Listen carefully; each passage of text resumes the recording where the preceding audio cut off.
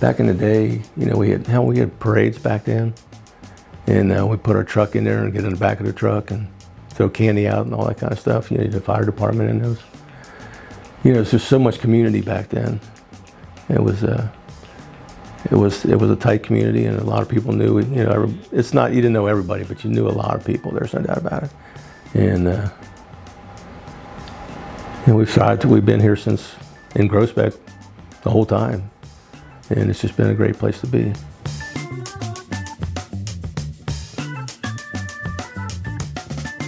Colerain Avenue was a 2-lane highway back then, for the most part, which is so different than now. And we used to ride our bikes up and down the street all the time. You could go to Kmart when it was there, take your bike, park it in the front, go in, do whatever you want, play around in there and all that stuff, because they had the green light specials, and they had to, you get your pop and some pretzels or something like that, and come outside and your bike's still laying there.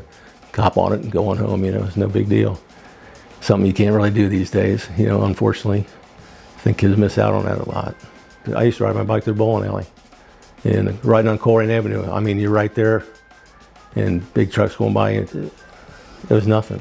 It's just something you did every day, and you never worried about it. It's a little scary now you think about it, so. We were brave and bold, I guess. Some of my biggest memories of the community were Northgate Mall. In the 80s, when I was riding around, we could ride everywhere on a bike. And we spent a lot of time hanging out at Northgate Mall. It was, just a huge part of my teenage years was being at Northgate Mall and hanging out at Northgate Mall. Also, I spent a lot of time at Colerain Bowl growing up. KSC ball fields and things like that. So there was just always something to do in Colerain. At one point, I actually lived in this building when it was a small house. And I remember my grandfather taking me downstairs, showing me how to put Johnny bolts together and make small packages for the guys to take out in the field, organize, clean up, sweep, and he taught me how to cut pipe. And I think at a young age, he taught me how to melt down lead from old used pipe that came back, and lots of other small odd jobs until I got old enough to work in the summers and actually run and go out and help the guys out in the field. It was pretty incredible. Dad started a business in '68, which put me in about 13 years old. And of course, right away, he started working on Saturdays, after school some days. I remember being in the basement, just a muddy mess. And I was always little when I was younger. I was one of the smallest guys in class, and carrying these big 10-foot pieces of cast iron pipe around in that mud and get stuck and falling down, and it was just crazy.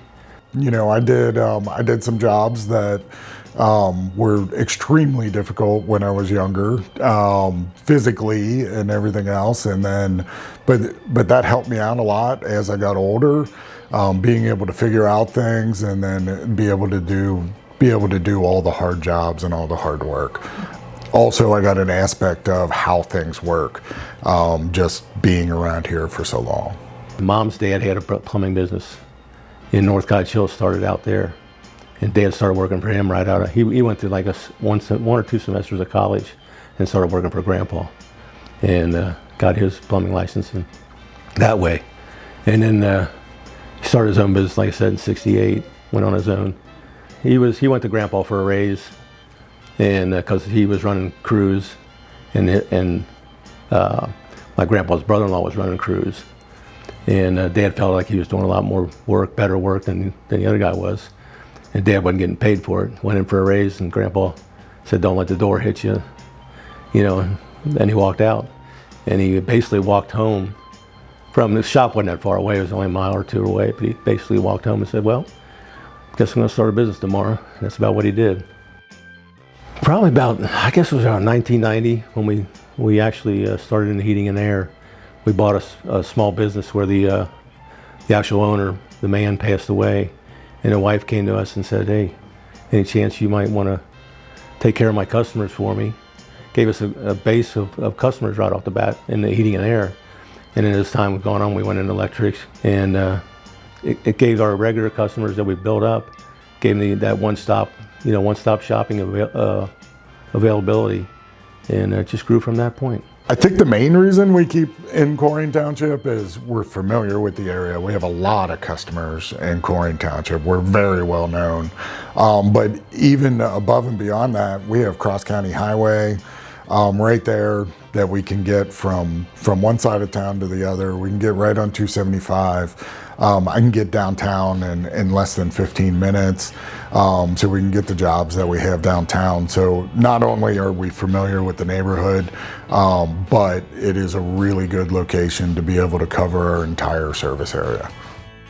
I think something that people might not know, but they should, is how much the individual guys that come to your house, how much they really care. They really do. They see a lot of stuff out there. You know, they see people that are really struggling, and they want to do everything they can to help them out. Even somebody that's not struggling, they always want to help. But how much they do care about their customers. I mean, when we first started out, it was a lot of family, and a couple people that weren't family might as well have been. You know, it was that tight. And it got to the point where, when I first started running things around, you know, job-wise and stuff like that, he just said, you come in the morning, so you go here, you go here, you go here, and everybody knew what they were doing. You know, they got the material they needed, go out, go do the job, come back, and, you know, the day is over. It gives you, there's a lot of pride in this business. Sorry. I'm an emotional person.